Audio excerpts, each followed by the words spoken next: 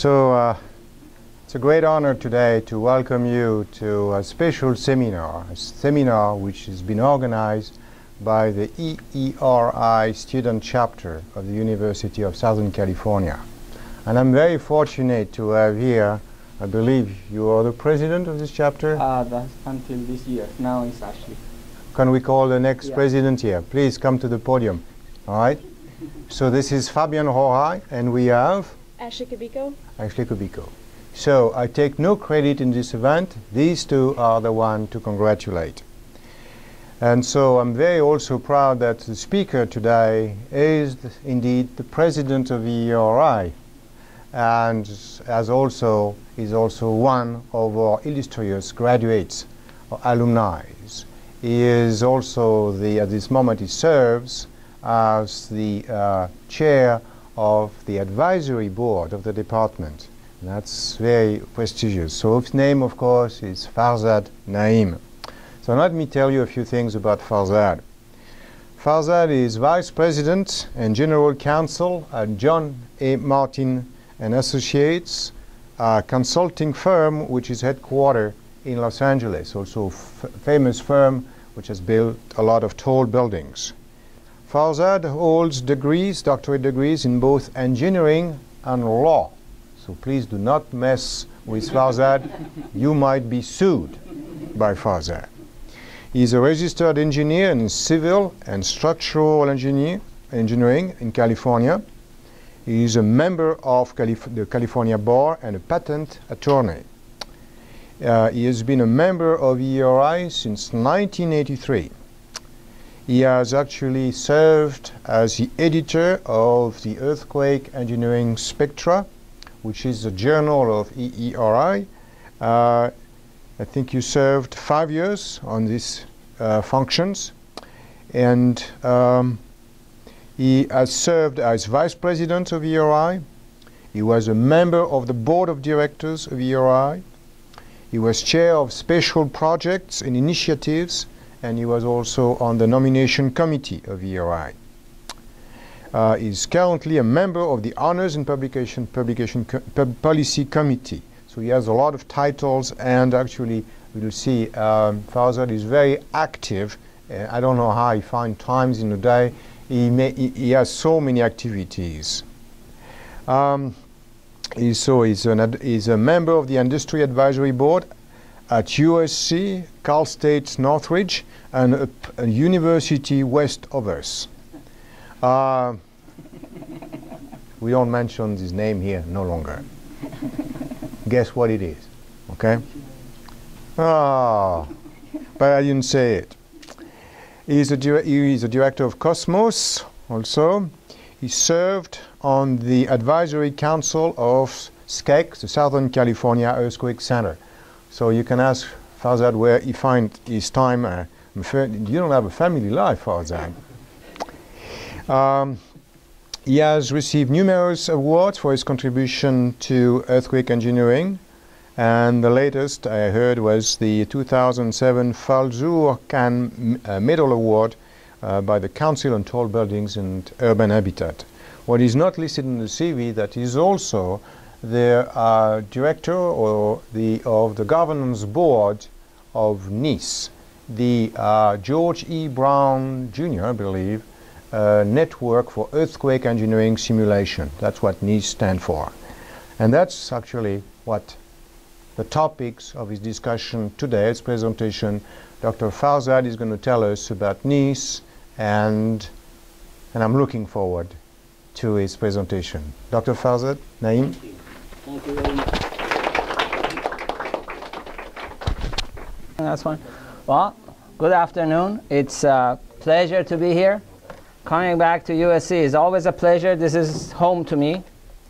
And I'm sure you are going to have a fun time being members of EERI. We have a special incentives in place that Fabian is going to tell you about. Don't share that incentive with students of other schools. They're going to be jealous. Tonight, though, I'm going to talk about the NEES. Dr. Bardet described what NEES is. There is another institute in Japan called E-Defense. and NEES and E-Defense work closely together on experimental research in earthquake engineering. And I want you to see some of the stuff that they do. I think the type of work that is done in E-Defense is beyond belief. And I was fortunate to see that a couple of times, and I want to share that with you. Here's my pointer here. Okay. So I'm indebted to Director of E-Defense, Professor Masayoshi Nakashima, who runs that place. He's a good friend of mine, and he works with me as a co-member of the Board of Directors of EERI. And he was kind enough to give me the videos that I'm going to show you today. NSF funded my travels to E-Defense. And Professor Julio Ramirez of Purdue University, who is director of NEES, and Professor Steve Maheen of UC Berkeley, who is the PI of the collaboration between NEES and E-Defense in Japan. Now, NEES, or Edward George E. Brown Network of Earthquake Engineering Simulation, is a collection of 14 experimental sites, 14 universities in the United States. And they are located all over the United States. Unfortunately, we are not one of them. USC is not one of the NEES sites, but that doesn't mean that USC students or faculty cannot work with NEES. Actually, 74% of experimental research conducted on NEES network is done by principal investigators who are not located at one of these 14 universities. So everyone can get a grant and use the experimental facilities that NEES provides. And actually, that is the reason for NEES existence, so that experimental research is not limited to a few or a handful or a dozen universities, and all universities could use all these facilities to do experimental research in earthquake engineering. Now, as I said, NEESComm currently has 14 sites. Its operation is funded by National Science Foundation, NSF, at the tune of about $20 million per year for site maintenance and administration. Now, those who want to do research using NEES facilities apply for research grants from NSF called NEESR, NEES Research. And then anyone, again, from any university can apply for those research grants. And about $10 million a year are funded by NSF for experimental research at NEES facilities. E-Defense hosts the largest 6 degrees of freedom. That is 3 degrees of freedom translation, 3 degrees of freedom rotation. It's the largest in the world. The table is 20 meters by 15 meters. It's outside the city of Kobe in Japan, and it's the only site that you can actually build a full-scale multi-story building on the shaking table and shake it. I'm going to show you some examples of the work done by NEES at E-Defense and the collaboration between these two institutions. Now, the shaking table, as you see, at NEES, 20 meters by 15 meters. It has 14 vertical actuators that can move differently so that you can get rotation as well, the vertical ones here. And it has 5 actuators in one horizontal direction and another 5 in another horizontal direction. Now, it is big. This is the shaking table being installed. It weighed 700 metric tons, and it was carried by 2 cranes, 400 metric ton each, into place.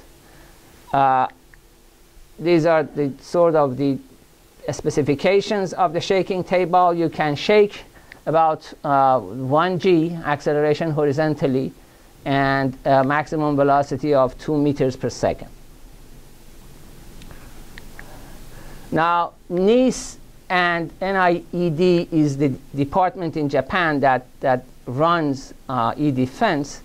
they sort of look at different things, but when you look at it together, they are very much correlated. NSF and NEES actually want to work on this. The concentration on research in earthquake engineering these days is to create environments, cities that are resilient. That is, for a long time, for 40, 50 years, the concentration of engineers was to preserve life safety. It didn't matter if the buildings were damaged. It didn't matter that they would be lost as investment. We just wanted to save lives. Now the understanding has come about that this is not enough. For example, in Chile, they had a magnitude 8.8 earthquake. They had how many? About only 18 or 20 people lost their lives in engineered structures, correct? The rest of 16. The rest of them, about 200 died because of tsunami. 200 died in adobe and non-engineered structures. But engineers did their work. They preserved life. But the amount of damage is such that a lot of people are displaced. A lot of people cannot use their homes. And that is a big drain on the economy of the country. So in Northridge here in 1994, we lost about 14 people. But the state of California suffered the damage to the extent of $100 billion. Now, $100 billion is a major drag on any economy. So the focus now is to make buildings that are either repairable or in a way that the cities and the communities around them can continue their life after an earthquake. And these are, in the United States, we look at the buildings, non-structural elements, contents, architecture, transportation systems, lifelines like power lines, bridges, ports, and now work in computational simulation and monitoring.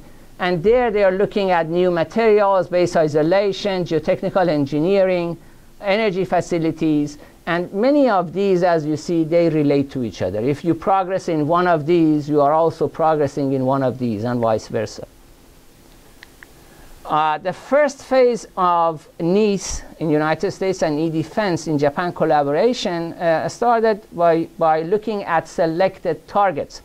This after the Northridge earthquake, we had problems with connections in the steel buildings. So steel buildings was one of the things that we wanted to look at. And also bridges. How would bridges and their piers fare during a major earthquake? So these were the first two objects of collaboration. Then another thing that happened was that people sat down and said, well, we always, for a generation, we have always received the earthquake records, and we have observed performance, and then we have correlated one to the other. And actually, we have the problem, we have the solution, and then we try to match the solution that we know. Now, what would happen if we don't release the results of a shaking table test? And we ask analysts from around the world to tell us what they think would have happened before we tell them what happened. And that is what is going on. There is a lot of, before any test, there is a blind prediction contest. They tell people what they are going to test, how they are going to test it, what are the properties of the building or whatever that is being tested, what are the properties of the ground motion that is being simulated. And they asked analysts and engineers and researchers from all over the world to predict what would happen.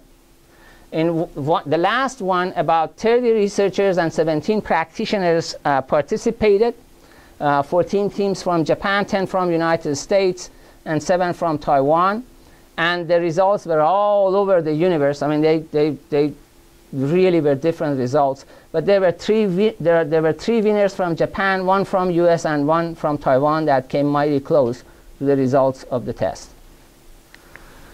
I'm not going to go through these, but these are a list of projects that are being conducted by NEES researchers in cooperation with E-Defense. One of them in particular, the controlled rocking of steel frame buildings by Professor Greg Dearlin of Stanford. Actually, last week, received the Popular Mechanics Award of the most innovative device of the year. Now, this is, for example, is a bridge pier that being tested on, placed on the E-Defense shake table. It's a big pier. For those of you who are looking at these blue and green things here, this is the weight that is placed on it to sort of model the mass or the weight that the pier is going to support. But then because you don't want, when this thing fails, to damage your shaking table, you put support frames. These are gravity frames that are placed so that when the thing falls, it falls on these and it doesn't fall on the shaking table. So these are sort of there. They are not supporting the member the way it stands, but they are going to come into play when the column fails. Now I'm going to show you the results of shaking table on two columns. One is a traditional design, 1970s, early 80s design, and you will see how it would fare. And then I'll show you a new design that was tested under the same ground motion. So let's see if we can do that.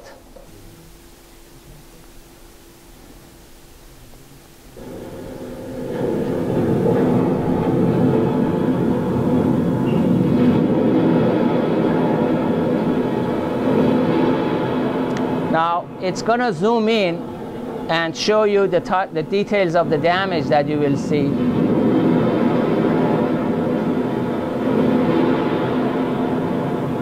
Now, if this was not on a shaking table, the column would come down.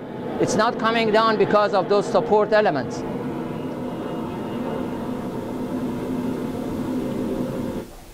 Now, this is the new design under the same earthquake.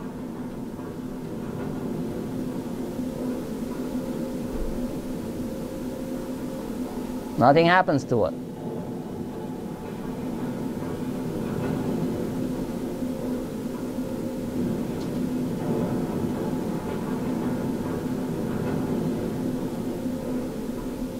So the nice thing about having shake tables like this is that not only you can convince yourself, you can convince people that your design is good and it works. Another cooperation that was done was on multi-story wood frame houses, residential apartments. And there was one built and tested over there. Let's see if I can move here.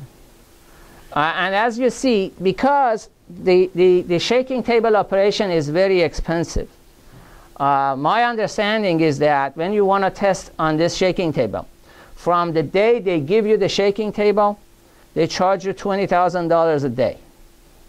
And then on the days that you actually test, they charge you another $30,000.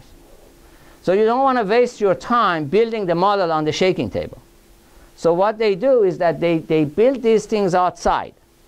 They build it on site, and they have a couple of they like flatbeds, large flatbeds, which are very similar to the devices that are used to move the space shuttle into place for launching. And they put those under these buildings, and they transfer them to the shaking table, and they set them on the shaking table. So you see the same, this building outside, and then it's being moved and placed on the shaking table. Now, this is the one that I showed you, the concept that won the Popular Mechanics Award. This is actually the braced frame, the rocking braced frame that is being tested. All these things around it that you see is the units of test that are placed there for applying the gravity load on it and keeping it in place. So the actual entity being tested is the orange one. And the main concept of this system is to minimize damage so that the building is usable after the earthquake. And it's easily repairable. You just change these things here, and then you have a new system. And this is the same system on the E-Defense table. And another one is the testing of residential wood frame houses, very similar to what we have here in the United States. And actually, as you see, you have two full-scale houses side by side. One is a traditional design with the other retrofit, and the next one to the right of it, to that side, is the one after retrofit, a retrofitted one, a redesigned one. And to get a view of the scale of the table, look at the size of the people looking at the test. So you see how big the facility is. Now let's see if we can show this.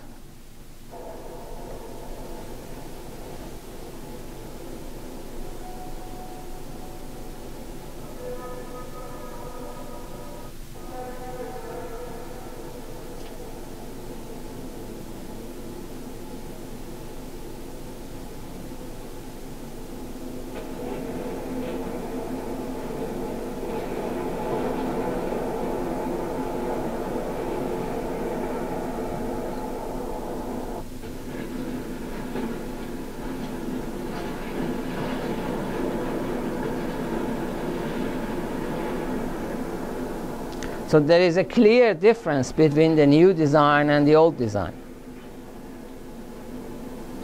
And you see the mode of failure is what we call the classic soft story mode of failure, and that's the mode of failure that kills most people in earthquakes under the buildings. The other one is it the new design or it's just? It's the same layout retrofitted, added with some added elements.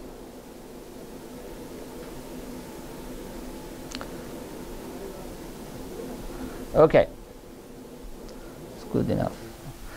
This is actually a conventional 1970s design. This is what we call non-ductile frames, and you will see a test of it. Again, this is a full-scale model, and then you will see that they applied many different retrofit schemes to it, and then tested it with the retrofit schemes. I'm going to show you the 1970 design and one of the retrofit options. Look at the columns. These are short columns that go into shear mode of failure. Diagonal cracking, very classical type of failure of short columns.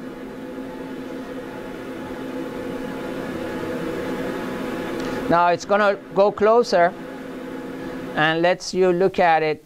Oh, it didn't. Well, no, it's I have another one. Now see, what they do is that they shake this a little first, and they record the type of cracking when they are initiated before running it to failure.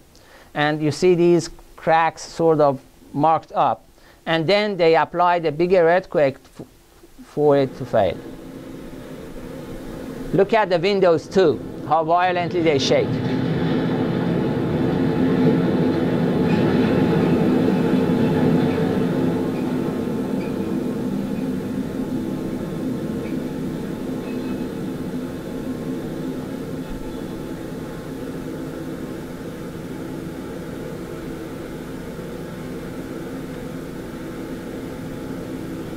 Okay. Now wow, this is inside. This is actually used as a classroom. This is inside the same building. Inside the same building, and see what happens inside.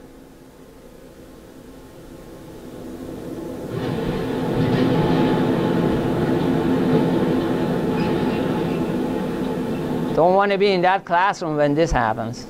And again, these frames that you see here are just there in order to support the weight if the collapse of the floor happens.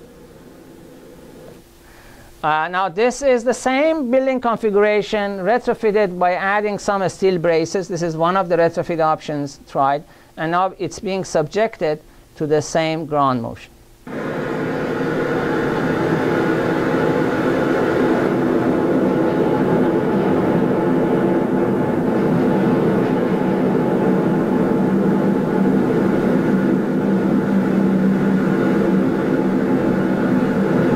So engineering works. You know, I was telling Fabian, whoever tells you what civil engineers do, tell them who brought those miners out of the bottom of the mine in Chile today.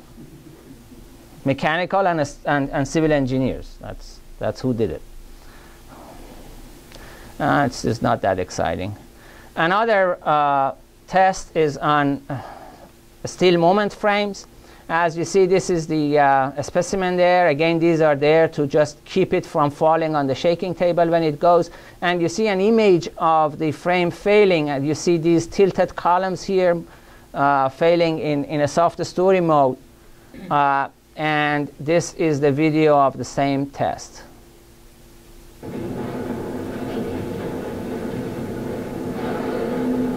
You see the column already going. And it's going to show you a close-up of the same thing.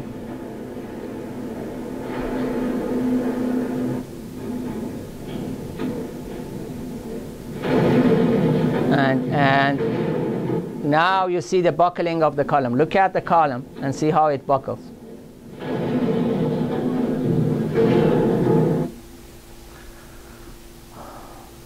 Now, there was an idea of shaking the performance of contents and equipment on upper floors of tall buildings on shaking table. But you can't actually place a 20-story building on this shaking table, although it's the largest shaking table in the world. But they came up with ways to do this. That is, they came up with models that sort of reduce the degrees of freedom to get the same type of response at the upper floors of a smaller model as you would get in a full-scale 20 or 30-story building. And that is the model actually built on the shaking table, and they put it in place the way it usually is. And then they added some additions to it, like tying down the contents, using dampers, using particular walls to see how they can minimize the damage to the contents of the building. For those of you who don't know, actually from the construction cost of a building, only somewhere between 18 to 20% of it is the cost of the structure. 80% of it is the cost of the contents. So preserving the contents is important. And they applied different earthquakes to it. This shows you how they went about coming up with a model that is not that tall, but actually captures the performance of tall floors of a higher floors of a tall building. And this is actually, we are looking at an ordinary building, top floor, and we are going to look at the living room to see what happens.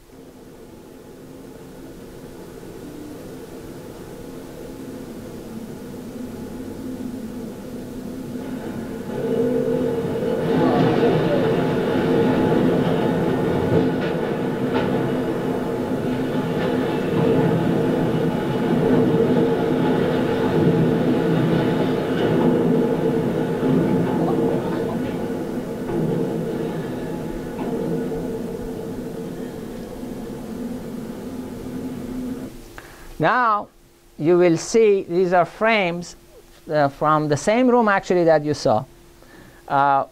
As you see, there are some differences. You see the doors are tied here in this so that the doors don't open.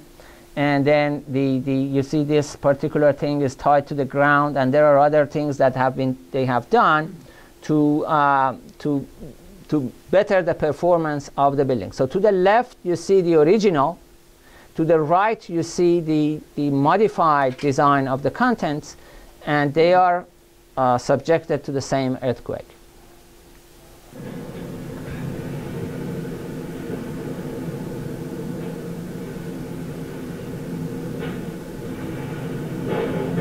Watch this baby here.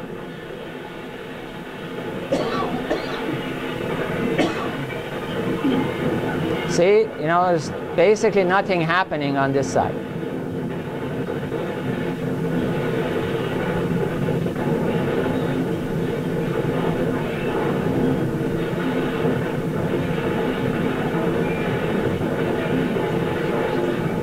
Boy, they definitely need a new fridge. So yeah. And notice, there is a long duration because a tall building is flexible. It has a long period. and it's going to move for a while.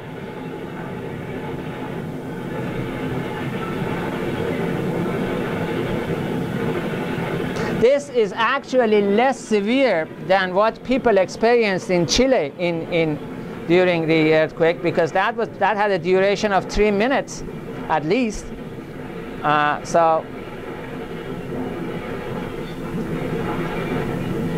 all right, it's gonna go for a while. We have seen enough, so we know. Now, one option that is being used in United States, not as much as it's used in Japan, but in the United States is also used primarily for lower rise buildings, for hospitals and essential facilities, is base isolation. In Japan, base isolation is used a whole lot more than it is used in the United States. I think in the United States the number of base isolated building is less than 100, but they have, you know, they have built many hundreds every year in Japan after 1997. Now, actually, this is one of the tests that I saw, and this is a 4-story hospital, full scale, with everything in it. The operating room is in there. They have operating room facilities in there. The lab is there. The patient rooms are there. Everything is there as you see. The X-ray machine is there, and then they had a few options of this made fixed base without base isolation, and they tried a few isolation schemes on it, and they tested it. I'm not going to go into details of that, but just take a look at, they have about 160 channels of instrumentation for the structure and 540 channels of instrumentation for the contents and equipment, and 50 video channels recording everything from every angle in this building when they are testing it. They used, these are the type of isolators they used, and then there was a fixed based option also tested. There's different earthquake records that they subjected this to, and this is actually an hybrid view of a conventional and an isolated, and as you see, there are some water tanks on the top. You might not see it now. They sort of have clear surroundings. You see it here and there, and you will see water slushing down. Let's look at the bird's eye view. This is 80% of one of the Japanese earthquakes applied.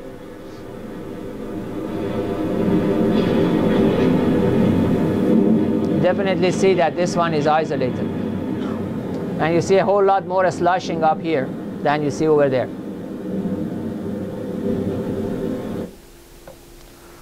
Let's see, is that it? No.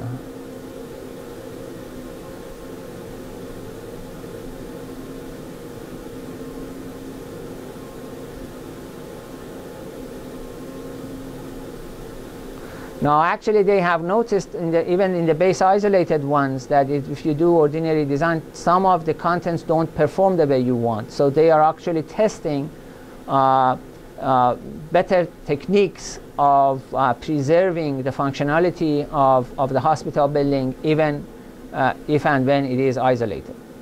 Well, there is not a whole lot happening here, unless some stuff is starting to happen. Now it's starting to go.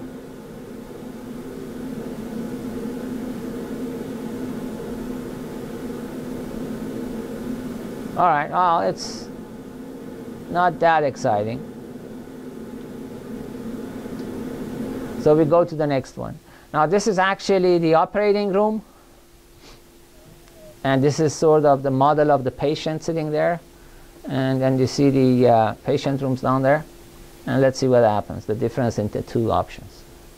Same earthquake record, I believe, 80% of one of the Japanese records.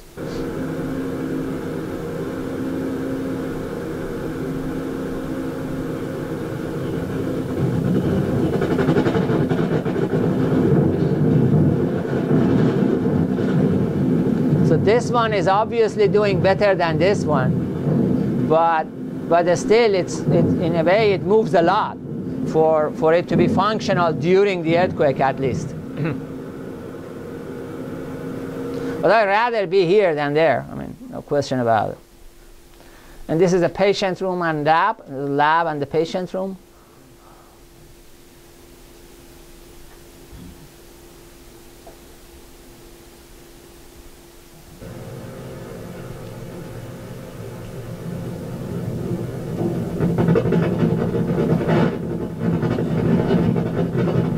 There you go. This patient is already dead because of this falling on her head.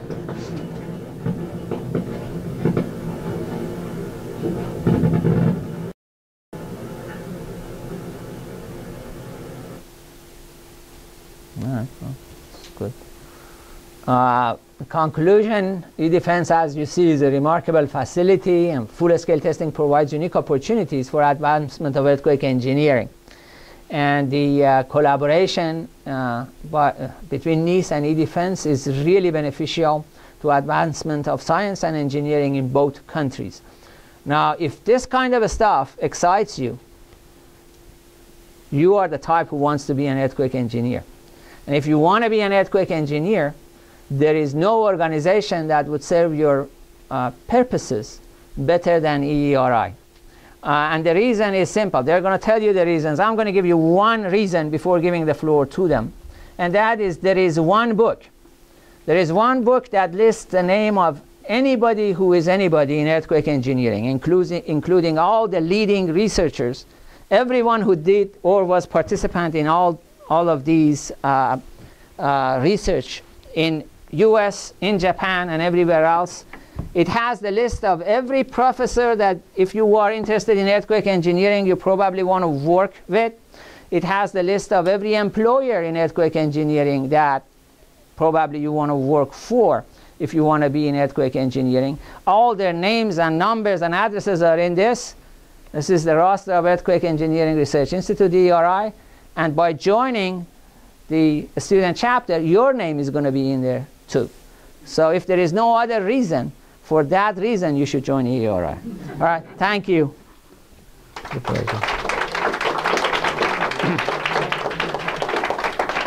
Any questions? Excuse me, I'm interested in what kind of conclusion you can draw from those experiments in which you check out the place and like the building either falls or stays, and what kind of well, you have data? It's not an animation. There are hundreds and hundreds of channels of data that is being measured. Tons of, gigabytes of data. Okay. The earthquakes are not just, it's not somebody coming and kicking it. These are recorded earthquake ground motions that people have seen the performance of buildings under. And then after each test is being done, the actual research starts, and people study these things for years and years. Okay. So I'm just showing you the flavor. I'm not showing you the hard work. It's for the flavor. Any other questions? Since this program started, since the research has started, can you give us like an example that's being used, result from this? The experimental research, the entire base isolation technique that, as I told you, hundreds of buildings in Japan, about hundreds of buildings in Taiwan, and many buildings in the United States, hospitals that are supposed to stay operational during and after earthquake, was the idea. You can have an idea, but whatever idea you have, the only proof in the apple is eating it. You have to test it and show that it actually works, and the only way to prove your concept is to do something like this. Energy dissipation devices, call them dampers, and they're being used more and more in tall buildings to reduce vibrations due to wind, people moving, human comfort issues, and earthquakes. All of them one by one are tested before they are placed in buildings. So there is I think the analytical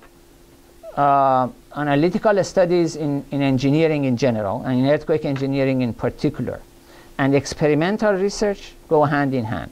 You have to have an idea, you have to see how it works, and then both sides help each other advance.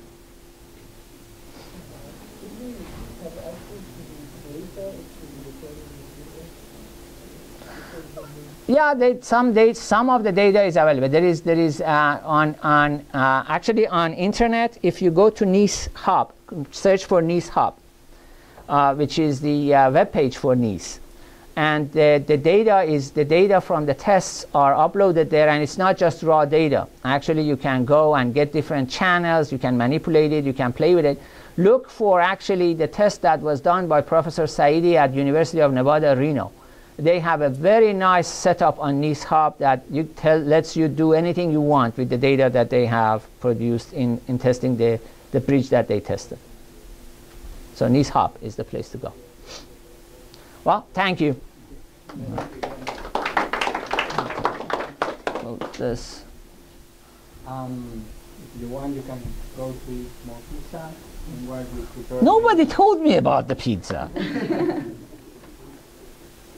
Yeah, and if everyone wants to come in and sit down here, we're going to take a couple minutes and explain a little bit more about EERI and the student chapter here. So There you go. That's all yours.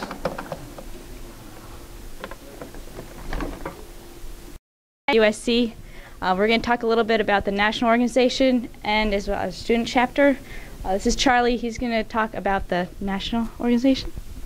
All right. Like Ashley said, I'm Charlie DeVore. I'm the vice president here for the student chapter of EERI. And just a second. I'm going to talk a little bit about the national organization of EERI, and then Ashley will talk about the student chapter specifically after that. So first off, the objective of EERI is to reduce earthquake risk. And there's a lot of ways that you can go about doing it. 3 important ways to do that is first by advancing the science and then also practice of earthquake engineering.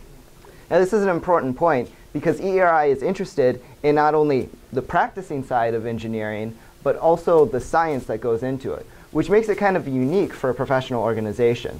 Secondly, the way that they do this is by improving the understanding of the impact of earthquakes through a range of different methods: the physical, the social, economic, political, and cultural environment.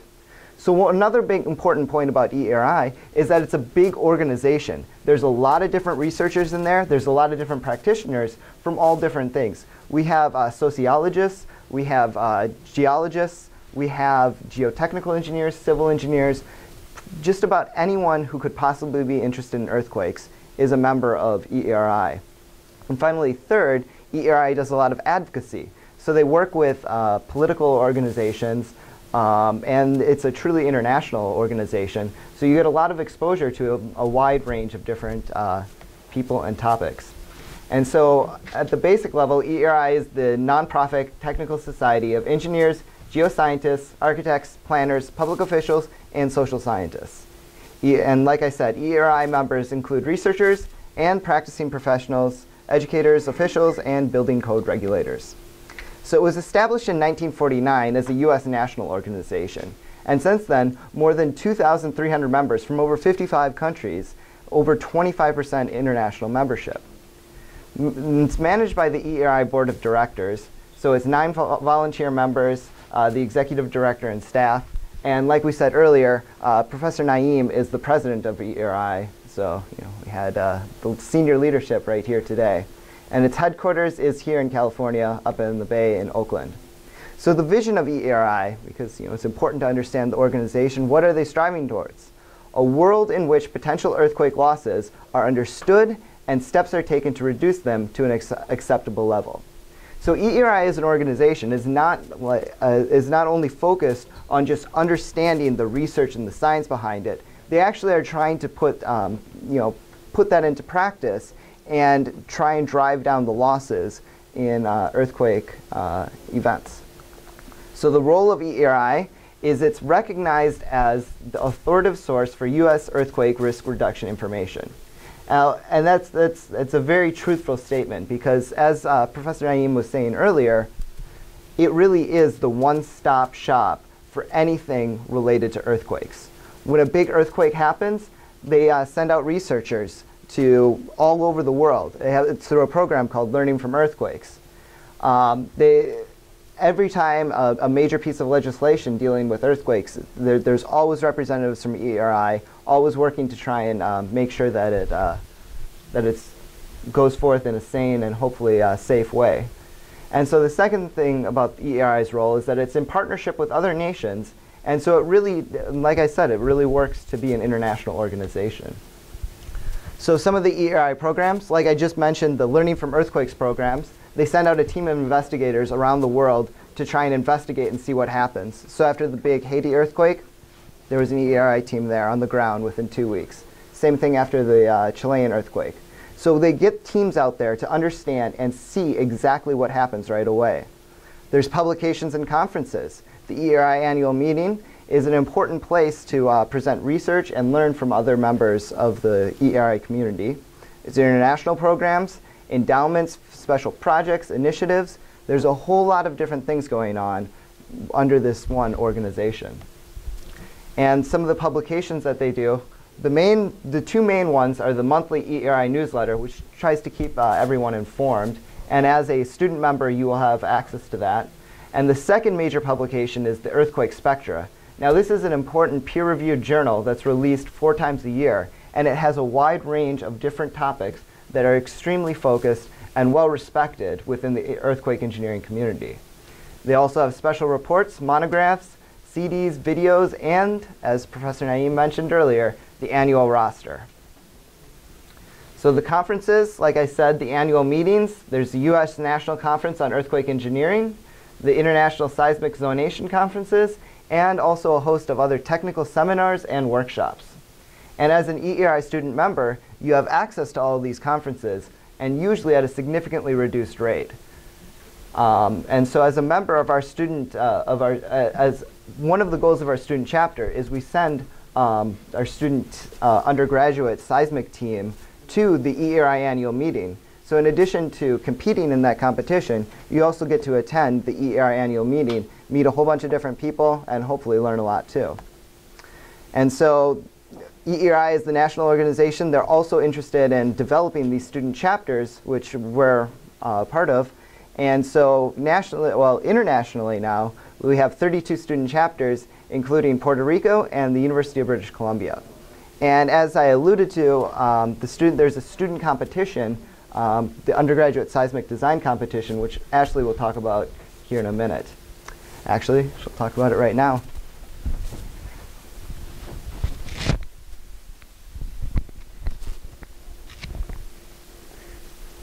Okay, so for our student chapter at USC, we're a joint chapter between EERI and SCEC. This is the first chapter, which is the joint chapter between these two things. And so SCEC is the Southern California Earthquake Center, which is actually centered here on campus.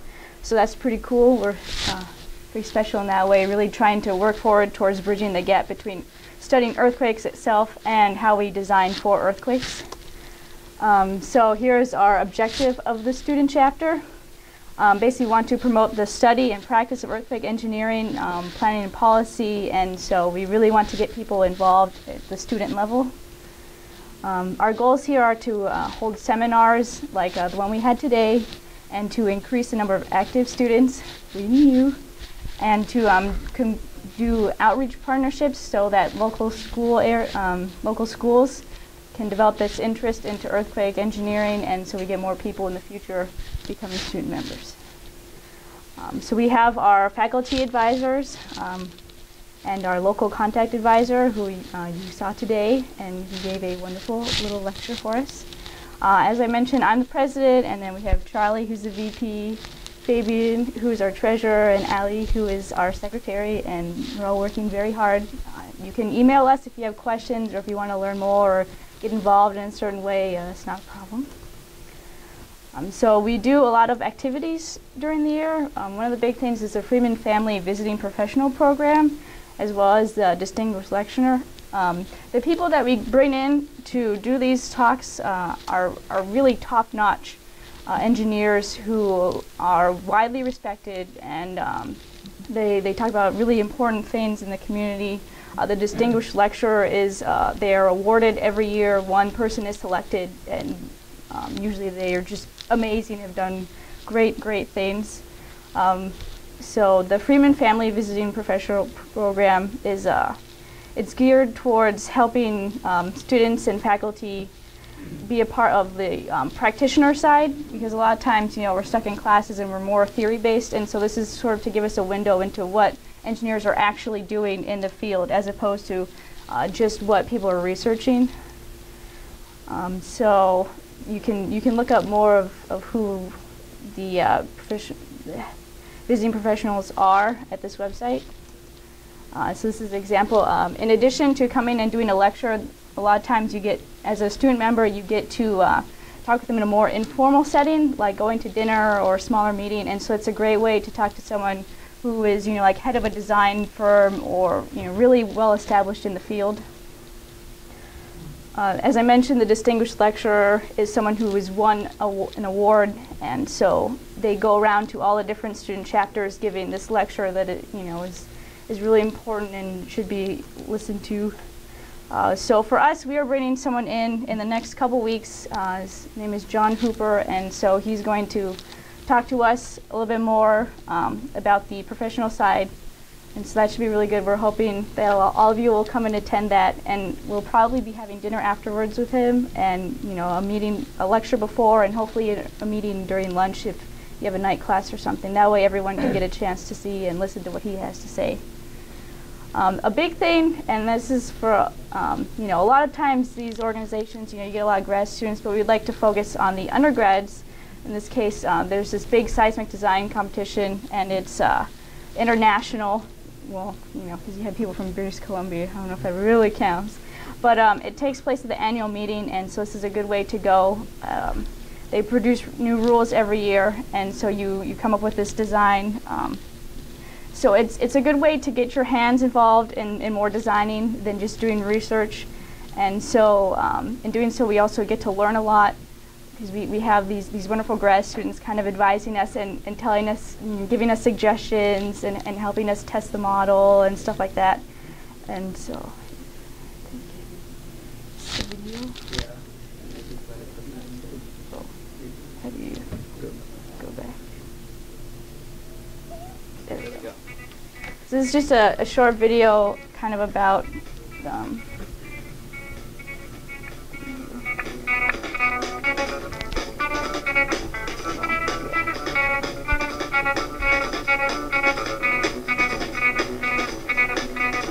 So last year we only had 4 people, and that made it a little bit difficult, but hopefully we'll have more people. So basically what we do is we design and build a balsa wood structure, and then we take it to the competition. So it's a lot of hard work to take the time to put all this together, because you're sitting there with glue and pins and trying to put it together. And so then the annual meeting was in San Francisco, and so we had to drive up in a truck with our structure. And so this is just an idea of all the different structures that you have there. There's a lot of different designs and people coming up with innovative ways to provide damping and stuff like that. So that was ours, and a bunch of others. As you can see, they all look just completely different, but we all were given the same set of rules.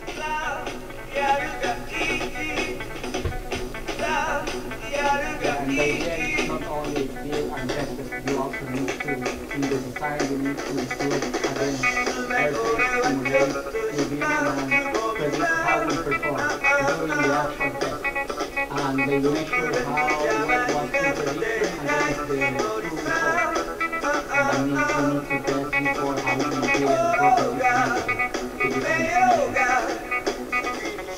So another part of the competition is you give a presentation about your design and the testing methods that you maybe did to create a better model to do the predictions on. And so you also have this poster which kind of summarizes your presentation, so people can walk around and read what you did and what your predictions were. So here's an example of what the presentation looked like. So you can see there's a lot of different schools that participate, and it's a great way to meet other undergraduates. So here's what the test looked like. 3, 2, 1, fight.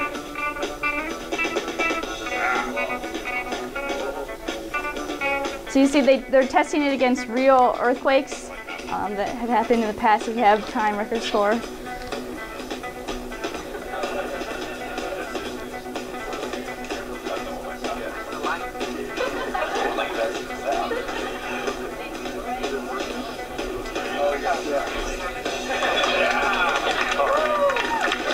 So this year we were the first team to go, and so that's why everyone was kind of like, oh my gosh, this, you know, what's going on?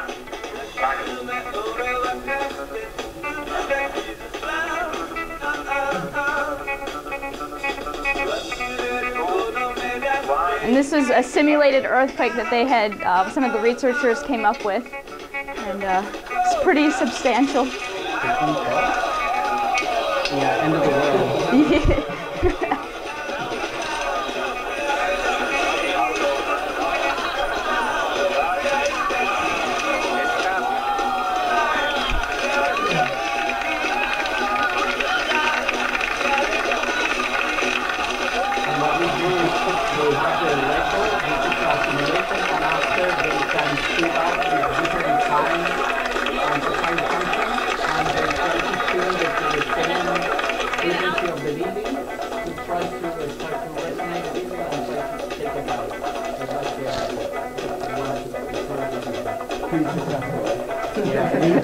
Yeah, pretty much everyone's breaks at the end. So these are our 4 team members who were on the last year. What's the maximum you can take? Maximum people? Yeah. There were schools who have like classes. Take like 40. Yeah, they're. I mean, not. I don't know how many was involved in each of the. But this year is in San Diego, which is going to be awesome, and so everyone can drive down and go. And you know, we really hope that you consider joining. So if you are interested, you can come talk to me after the meeting, or just shoot me an email and tell me that you want to be a part of this or want a little bit more information. Another thing that we do are these outreach activities. We really want to get involved in the local community and teaching the importance of understanding earthquakes and designing for earthquakes. So here we're doing a little simulation on a shake table for some students. So to become a member, you need to fill out this application, which we have here. So you go. There are 2 different types of memberships. There's a student membership and the e-student membership. So there are these publications like the monthly newsletter and then the earthquake spectra, which are sent out. And so as a student member, you get hard copies of those, and as an e-student member, you get online versions of those. I think we go. Yeah. So here. So this is. So the $50 is for the student membership, and then. And the e-student is $25, and so you still get the reduced fee, registration fees for meetings. You still can be a part of like the seismic design team or any of the other things that we have going on. It's just a way to allow students to participate. So the only thing you're missing out on is the hard copies of the newsletter and the journal. But something good is like what was talking about Professor Farzad at the beginning was. That don't sell to the other school is because he supports us and he pays half of the e-student membership. That means you only need to pay $12, $12.50, and he will cover the other $12.50 only for the student that register. I think give us in 1 week the form, and we send it. And you only need to write a check or something for $12.50, and he will cover the rest. Yeah, this is a really special offer by Professor Naeim, because all you got to do is just make out the $12.50 to EERI, send it in with your membership, and you're an e-student member for a year. And so if you calculate the last year, we get 30 students. Yeah. And he paid half of it. So he just takes care of it, and it's a great deal for that, because you know we're going to have several of these seminars. And in order to be a part of the seismic design team, you do need to be a member of the national organization. So you can turn in those forms. Like I said, in 1 week you still get the discount. There's a mailbox in Cap 239 for EERI. In the top corner. Or if we see one of the officials, we can give us the form. Yeah, just hunt down any of us and gladly take the form for you, answer any questions, that sort of thing. In addition to being a student member, when you graduate, you get your first year as a young professional is free. as a member. So it's important to, if you're interested in earthquake engineering, you should join now, because then you get that first year after you graduate for free. Also, you get a 80% discount on Computers and Structures Inc. software, which is really cool because that's very expensive. Yeah. And so this is a really important thing. So say you graduate and then you go to a company, you can say, when you're working out your benefits package, you say, oh, by the way, I have an 80% discount to CSI, and so when they buy your license for you, they can buy it at a reduced cost, which is fantastic for them, and then you can pass the savings on to you, so to speak. And so it's an excellent opportunity, and it's for the student members. As soon as you graduate, you go out and get a job. Just to be coming in with up to $10,000 worth of software licensing at a new job, it makes you very attractive to the employer.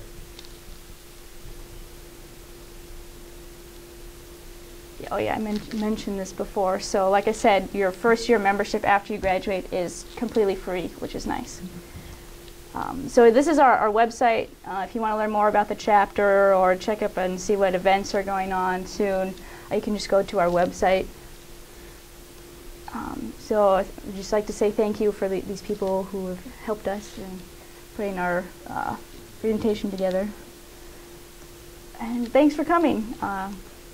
Anybody have any questions, or I think you all got a copy of the membership form. No? We're good? No questions? All right. Thank you for coming. We hope you decide to become a member. We look forward to seeing you again soon.